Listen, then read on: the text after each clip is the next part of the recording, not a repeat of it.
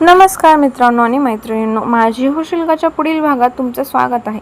तर आत्तापर्यंत आपण बघितलं होतं की कबीर अवंतीला गावाकडे सोडायला आला होता आणि त्यामध्ये अवंतीच्या भावाने तिच्या अंगावर खूप सारं पाणी टाकल्यामुळे कबीरला त्याचा खूप जास्त राग आला होता. पण शेवटी जाता जाता का होईना ऋषीने त्याच्या मॅच्युरिटीने कबीरचं मन जिंकलंच होतं. तर आज आपण बघूया की पुढे काय होईल. व्हिडिओमध्ये पुढे जाण्याआधी मी तुम्हा सर्वांना आठवण करून देऊ इच्छिते की प्लीज आधी जाऊन व्हिडिओला लाईक करा, चॅनलला सबस्क्राईब करा. त्यामुळे पुढचा भाग लवकर टाकण्यासाठी मलाही उत्साह येईल. आणि तुम्हाला जर वाटत असेल की भाग लवकर यावा तर लगेच व्हिडिओला लाईक करा. कबीर गेला आणि थोड्या वेळाने धो पावसाची सुरुवात चालू झाली. तिने लगेच काळजीने फोन केला. मला असं वाटतंय माझ्यापेक्षा तुलाच करमत नाही, तो हसत कॉल रिसीव्ह करत म्हणाला. त्याला अर्धा तास सुद्धा झाला नव्हता जाऊन, ही लगेच तिचा कॉल आला म्हणून त्याला हसू आलं होतं. नाही होते, पाऊस खूप पडला ना म्हणून काळजीने फोन केला, अवंती लगेच म्हणाली. चेहऱ्यावर लगेच गुलाबी लालसर छटा पसरू लागली आणि पोटातल्या फुलपाखरांचे तर विचारायलाच नको, ते तर तिच्या सोबतीच झाले होते. त्याचा आवाज कानात घुमला की तिच्या पोटात त्यांची मैफिल जमा होते. मी चालत जात होतो का, तिच्या प्रश्नावर त्याला अजून हसू आलं. अहो, काही पण कसं बोलतात, इतकं काळजीने मी फोन केला आणि तुमचं वेगळंच असतं. रस्ता चांगला नाही आहे म्हणून काळजी वाटली, ती गाल फुगून म्हणाली. मी गावाच्या बाहेर पडलो, तो गालात हसत म्हणाला. आपल्याबद्दलची काळजी जाणून मन लगेच तिच्याकडे अजूनच खेचत होते. काय, इतक्या लवकर, ती आश्चर्यचकित होत म्हणाली. गावातून बाहेर निघायला 1 तास तरी लागतोच आणि हा अर्धा तास झाला नाही की गावाच्या बाहेर पडला होता. तू असताना कार स्लो घेण्यात मजा आहे, तो खट्याळ हसत म्हणाला. शांत बसा, समोर ड्रायव्हर काका असताना काही पण कसं बोलता. हळू जा आणि पोचल्यावर फोन करा, ती लाजत हसत म्हणाली. तो एक निर्लज्ज होता, कोणासमोर काहीही बोलायला लाजत नव्हता. तिला सारखं वाटत होतं की त्या दोघांचं बोलणं कोणीच ऐकू नये. ओके, लव्ह यू, तो गालात हसत म्हणाला. तिने लाजून हुंकार भरला. त्याचे शब्द आणि त्याचं हसणं मनाला एक वेगळाच आनंद देऊन जात होता. दिवस कोणासाठी थांबत नाही, तसंच कबीरच्या लग्नाचे दिवस हळूहळू पुढे जाऊ लागले. दोन्ही घरात जोरदार लग्नाची तयारी चालू झाली होती. आपल्या मुलीचं लग्न त्यांना खूपच थाटामाटात करायचं होतं म्हणून बळवंतरावाने सगळी जबाबदारी ऋषिकेशच्या अंगावर दिली होती, कारण त्याला ह्यातले जास्त नॉलेज असणार. तो त्यांच्यापेक्षा बाहेरच्या जगात वावरला होता 22 वर्षाचा, पण मॅच्युरिटी लेवल त्याची खूप चांगली होती. बाहेर जाऊन सुद्धा त्याचं वागणं किंवा वाईट व्यसन काहीच लागलं नव्हतं. आपल्या दोन्ही मुलांवर त्यांना जास्तच आता गर्व होऊ लागला. मुलीच्या भविष्याची चिंता होती, पण आता जो त्यांनी विचार केला होता त्याच्यापेक्षाही खूप छान स्थळ मिळालं होतं म्हणून अवंती देवीच्या आशीर्वादाने त्यांच्या घरात आनंदाचं वातावरण तयार झालं होतं. ऋषिकेशने सुद्धा त्याच्या बहिणीच्या लग्नासाठी कुठलीच कसर सोडली नव्हती. मोठमोठ्या वेडिंग प्लॅनर्सच्या डिझाईन्स मागवून घेतल्या होत्या. एवढ्या मोठ्या बिझनेसमॅनसोबत तिचं लग्न होणार आहे, मग लग्नसुद्धा त्याला थाटामाटात करायचं होतं. पूर्ण गाव बघतच राहायला पाहिजे. मुलाकडून काही अपेक्षा नसली तरी ह्यांना लग्न चांगल्या पद्धतीनेच करायचं होतं. पण सर्वात मोठा प्रॉब्लेम, गावात एवढ्या सुविधा नसल्यामुळे खूप वेडिंग प्लॅनर्सने नकार दिला होता. पण शेवटी पैसा अशी गोष्ट आहे की कुठली ना कुठली गोष्ट तयार करायला भागच पाडते. असे काही वेडिंग प्लॅनर्स होते की त्यांनी त्यात खूप छान छान मार्ग काढले होते. ऋषिकेश दररोज अवंती, बळवंतराव, मीरा यांना खूप काही गोष्टी सांगत होता, पण त्यांच्या सगळं डोक्यावरून जात होतं, कारण अवंतीने कधी मोठी लग्न अटेंड केली नव्हती. जे आहे ते मूवी सिरियल यामध्येच पाहिले होते. मीराचा तर काही प्रश्नच नव्हता. गावातल्या लग्नाशिवाय ती कुठली लग्नाला गेलीच नव्हती. हेमाच्या लग्नाला गेले होते, पण तिथेही मीरा एका रूममध्ये बसून होती आणि बळवंतराव एका खुर्चीवर. मीरा पण लाजून फक्त अक्षदाच्या टायमिंगलाच रूमच्या बाहेर आली होती. त्यानंतर पुन्हा जे रूममध्ये गेली तिथेच होती. मेन म्हणजे जिच्या भरोशावर आली होती, सुरेखाने काही तिला भाव दिला नव्हता. मग बिचारी एका रूममध्ये बसल्याशिवाय काय करू शकते. साधं तिने हेमाच्या सासू सासऱ्यांची सुद्धा ओळख करून दिली नव्हती. मीरा खूप भोळी होती. समोरचा माणूस कसाही असला तरी लगेच तोडून बोलता येत नव्हतं. राग आला की फक्त नवऱ्यासमोर, मुलांसमोर बोलायची सवय होती, पण समोर येऊन बोलायला भीती वाटत होती. पुढचा माणूस 2 शब्द गोड बोलला की लगेच ती पिघळली.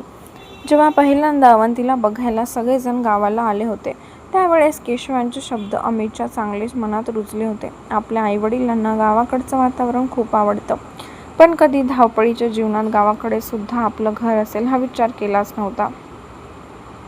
पैशाची कसलीच कमी नव्हती, पण गावाकडे घर घेऊन काय करणार हा प्रश्न होताच. पण जेव्हा गावाकडचं वातावरण अनुभवलं होतं तेव्हा अमितला सुद्धा वाटलं होतं आपल्या आईवडिलांसाठी रिलॅक्सेशनसाठी गावाकडे आपले घर असावं.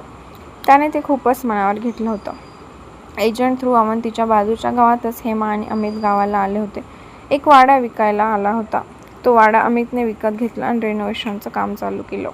2 महिन्यातच त्याचं काम पूर्ण करायचं होतं, कारण आता लग्नासाठी आपल्या आईवडिलांना गावात येऊन इकडे तिकडे न राहता स्वतः हक्काच्या घरी येऊन राहतील हा आनंद त्याच्या चेहऱ्यावर अमितला बघायचा होता.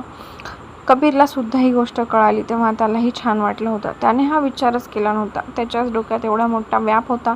गावाकडचा कधी संबंधच येणार नाही असं वाटलं आणि आता अवंतीचे घरच होतं म्हणून दुसरं घर असावं हा विचार त्याच्या डोक्यात आला नव्हता. दिवसांप्रमाणे दोघांचं प्रेमही हळूहळू फुलत चाललं होतं. पण त्याला गावाला यायला जमलंच नाही. खूपदा त्याने ट्राय केलं पण नाहीच जमलं. पण वेळात वेळ काढून दोघीजण फोनवर बोलत होते आणि त्याचं खड्याळ बोलणं म्हणजे अवंतीचा जीव अगदीच लाजून लाजून लाल होत होता. दोघे नव्याने अजून प्रेमात पडत होते. लग्नाची बरीच काही शॉपिंग होती. त्याच्यासाठी वेळ काढून चौघेजण सिटीमध्ये आले होते. तेव्हा कुठे दोघांची भेट झाली, पण ती भेट ओझरतीच होती. रात्री दोन्ही फॅमिली मिळून डिनरला हॉटेलमध्ये गेले होते. तो एक वेगळाच आनंद वाटला. आपण एवढे गावकरी, नेहरू शर्ट विचारमध्ये सगळीकडे फिरणारे आणि हे सूटबुटातले लोक पण त्यांच्या बरोबरीने आपल्याला बसवत होते. कधीच कुठला कमीपणा त्यांनी आपल्याला जाणून दिला नाही. आपल्या मुलीचं असं सासर बघून बळवंतराव अगदी भारावून गेले होते.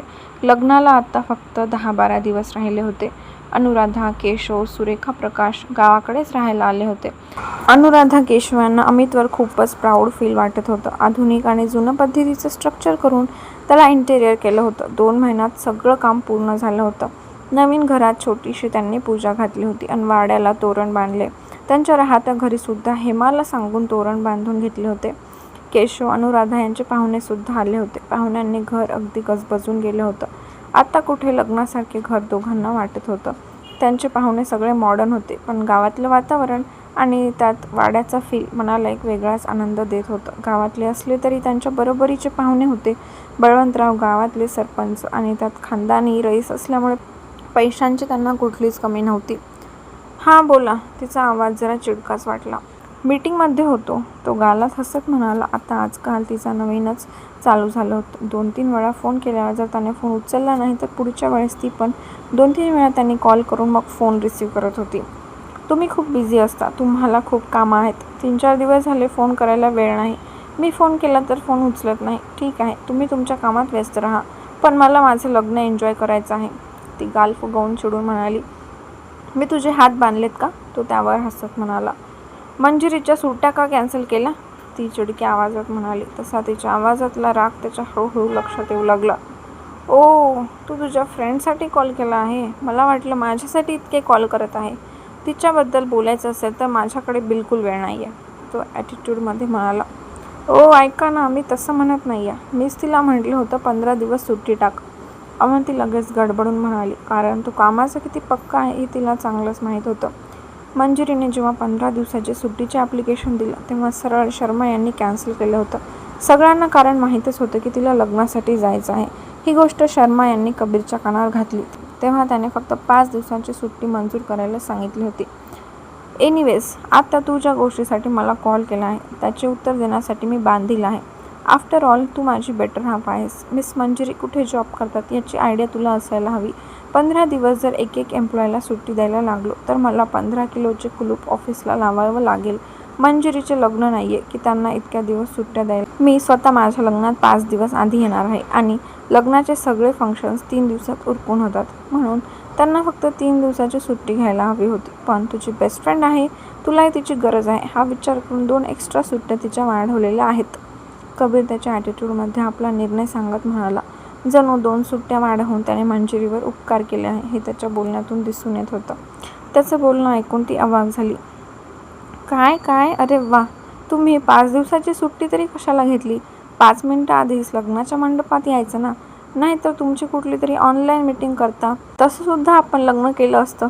नाहीतर असंही होऊ शकतं की आपण आपलं लग्न ऑनलाईन करू. कशाला 5 दिवस तुम्ही वाया घालवताय? ती रागारागात चिडून म्हणाली. तिचं डोकं आधीच मंजिरीमुळे तापलं होतं, पण आता त्याचं बोलणं ऐकून तर पारा चढला होता. स्वतःच्याच लग्नात तो 5 दिवस आधी येणार हे ऐकून तर तिचं डोकं बंद होऊ लागलं. तिचं बोलणं ऐकून तो गालात खळखळून हसू लागला. तिचं रागाने आपल्यावर हक्क दाखवून चिडून बोलणं, छोटीशी गोष्टसुद्धा किती सुंदर मनाला अफेक्ट करत आहे हे त्याला जाणवत होतं. त्याच्या हसण्याचा आवाज ऐकून तिला अजून चिड येऊ लागली. त्याचबरोबर दुःखसुद्धा होऊ लागले. अवंती, दादा वहिनीसुद्धा 5 दिवस आधीच येणार आहेत. आम्ही काम सोडून येऊ शकत नाही ना, तो गालात हसत समजवण्याच्या सुरात म्हणाला. पण इकडे तोंडून आवाज निघत नव्हता, कारण कंठ दाटून आला होता. डोळे लगेच तुडुंब भरले होते. एकतर तो म्हणाला होता की 8-15 दिवसातून तिला भेटायला येणार, तेव्हा पण आला नाही. असेच 2 महिने कधी निघून गेले कळलं नाही. आणि आता लग्नाचे फंक्शन चालू होतील त्यावेळेसच तो येणार. हे ऐकून तर मन भरलं होतं. तिला वाटलं होतं घरात आता सगळे पाहुणे आहेत, मग 10 दिवस आधी तरी तो येईल. अवंती, ती काहीच बोलत नाही म्हणून त्याने शांतपणे पुन्हा हाक मारत तिच्या फुललेल्या श्वासांना कान देऊन ऐकत होता. अवंती, तू रडत आहे? हळूच तिच्या मुसमुसण्याचा आवाज आला. तसं तो ब्लँक होत म्हणाला. तिने लगेच फोन कट केला. तसं त्याने कानावरचा मोबाईल काढून डोळे मोठे करत मोबाईललाच बघू लागला. चेहऱ्यावर काहीसं गोंधळलेलं हसू होतं. तर हा भाग इथे संपलेला आहे. तुम्हाला हा भाग कसा वाटला नक्की कमेंट करून सांगा आणि व्हिडिओला लाईक करायला विसरू नका.